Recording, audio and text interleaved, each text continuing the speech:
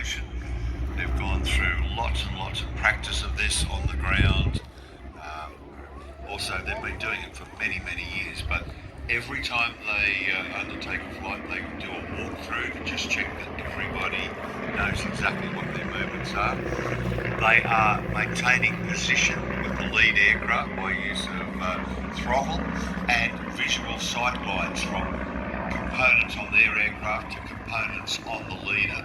So that's exactly the same as Team Raven and indeed the Red Arrows. It's exactly the same principles that they use to keep the formation tight and clean. To bring it into perspective, you imagine you and two other cars are driving along at 70 miles an hour and you come up to a bend. The length of the distance travelled by the outside aircraft is actually longer. So what he has to do is he has to increase speed if you're going to be in line abreast, maintaining that position. But they have to do this not only in 2 dimensions, they have it in 3 dimensions. And now they've moved into a different formation for a tail chase, where it'll follow my leader around almost like a racetrack. Stomp was manufactured by a number of different companies. It was designed as a 2-seat training and touring aircraft in the 1930s by Stomp and Vertonghen in Antwerp, Belgium. Numerous power plants, there are about 5 or 6 Computerist Major, the Mathis engine, ranging between 130 horsepower and up to 175 horsepower. Rag and tube. Basically, we have fabric-covered airframe, ribs, spars, wooden construction. And originally that covering would have been Irish linen, and now it's more likely to be more like a polyester sort of type fabric. Synchronite 101. And that fabric that's on the wings is tauten.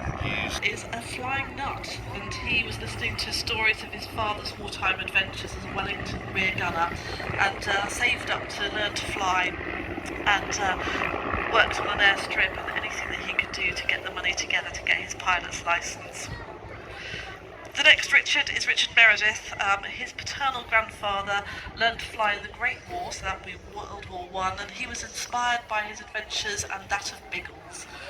He also was an avid model builder and joined the Central Flying School at the age of 18. He'd completed both his gliding and flying scholarship to get his PPL.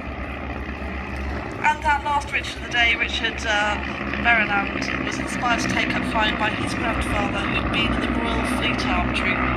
The pilot knows exactly what the next manoeuvre is, even though they look like they're scattered all over the sky there. They've been practicing this flying for many years. Later on you'll see the Red Arrows definitely do these similar manoeuvres where they scatter and then all come back together in a very precise... The air rising up over the trees and creating turbulence. Plus we have thermals from the ground heating up.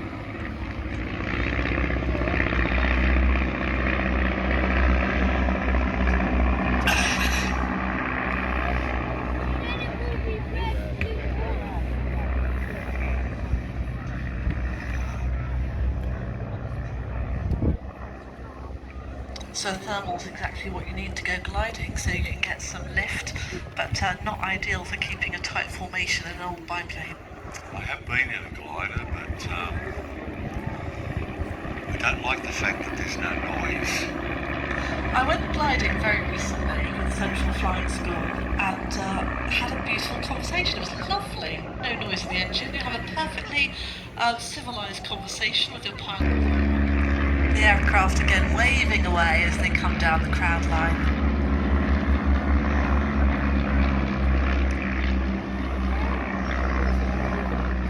The solo aircraft climbing for height. A 3-point landing or a wheeler.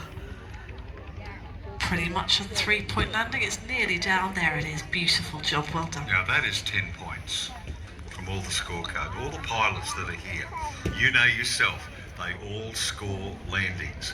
whether they actually physically do it or it's in their mind. They never forget. They never forget a bad landing, and that was a beautiful, called a greaser. That's what it's called, a greaser.